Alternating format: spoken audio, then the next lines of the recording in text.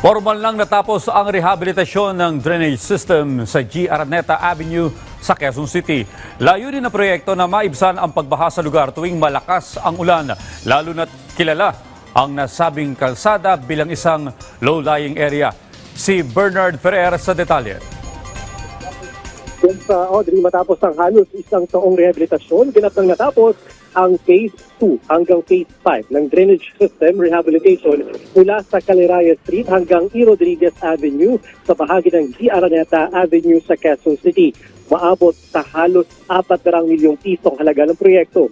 Layunin itong maibsan ang matagal ng suliranin sa pagbaha sa lugar tuwing malakas ang ulan dahil kilala ang nasabing kalsada bilang isang low-lying area.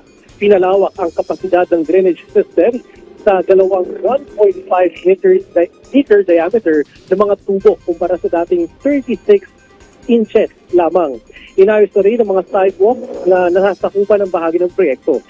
Sinimulan na rin ang improvement ng drainage line papasok ng E. Rodriguez sa Avenue patungo San Juan River na inaasang makumpleto sa Mayo 2026. Samantala, nakatakda namang mapondohan sa 2027 ang itatayong pumping station sa San Juan River. Yung pansamantalang solusyon, maglalagay muna ang DPWH ng mobile pump upang mabilis ang pag-agos ng tubig mula naman sa G. Araneta Avenue. Literal din ang sinasagawang dredging, mapalalim ang ilog at mapabuti ang daloy ng tubig. Samantala ngayon, nagbibigay ng pahayag sa miyembro ng media sa Secretary Vince Dizon at tinatalakay niya nga yung pagkonekta ng drainage doon sa binabanggit natin ng Phase 2 to 5 hanggang dito sa Phase 1 palabas ng San Juan River para tuwing malakas ang buhos ng ulan ay mabilis na makakalabas ang tubig sa kalsada. Audrey?